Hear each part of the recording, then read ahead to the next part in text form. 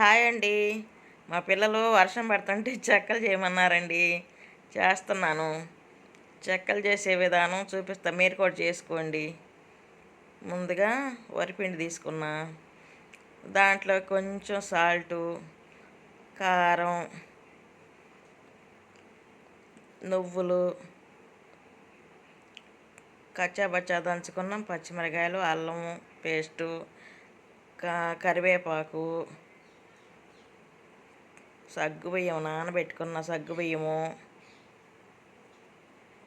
మా ఇంట్లో ఎన్నపూస లేదండి. కొంచెం నెయ్యి వేసుకుంటున్నా. దాన్ని బాగా కలుపుకొని కొంచెం నెయ్యి వేసుకుంటున్నాను. అదిగో బాగా కలుపుకోవాలండి. చక్కగా అంతా కలిసే వరకు కలుపుకొని మొత్తం ఉండలు లేకుండా కలుపుకోవాలి. అంతా మిక్స్ అయ్యే వరకు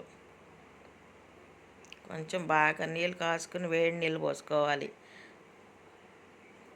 చెక్కలు చక్కగా మెత్తగా అది గుల్లగుల్లగా వస్తాయి అన్నమాట.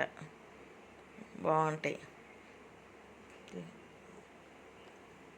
కొంచెం సరిపడా నీళ్ళు పోసుకుని కలుపుకొని మొత్తం చక్కగా అంతా కలిసే వరకు బాగా ఓపికగా పిసకాలి దాన్ని.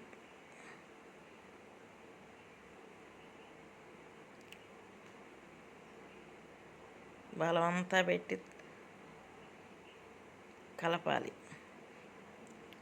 కలుపుకుంటాం అయిపోతూ ఉందండి. 2 ముద్దలుగా చేసుకుని అక్కడ పెట్టుకున్నాను.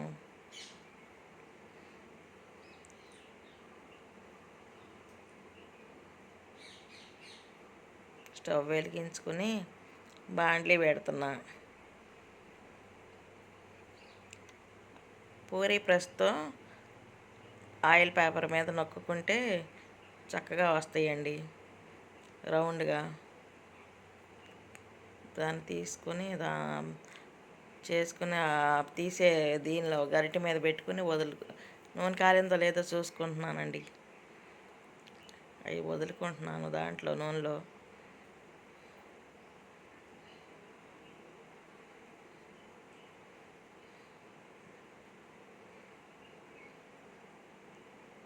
ఈ వర్షానికి చెక్కలు బాగా వేడివేడిగా తింటే బాగుంటుందండి. చాలా చల్లగా ఉంటుంది కదా బయట, ఈ వేడివేడిగా తినాలి.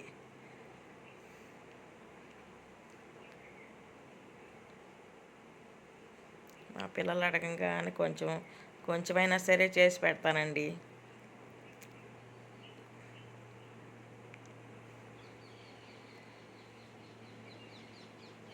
ఎర్రగా కాల్చుకోవాలి వాటిని బాగా. ఎక్కువ వేసినా మడతలు పడతాయి. ఎక్కువ వేసుకోకుండా కొంచెం కొంచెంగా వేసుకుంటూ ఒక 5, 6 ఎర్రగా కాల్చుకొని తీసుకుని పక్కన పెట్టుకుంటామే.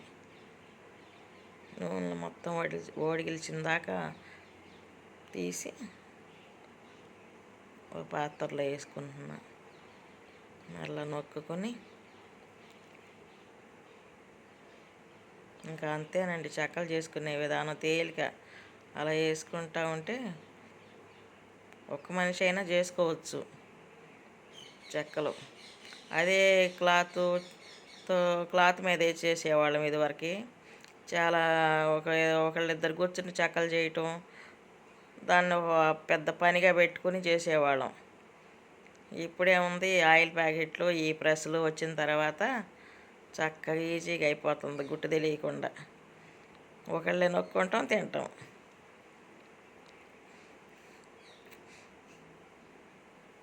అయిపోయిందండి.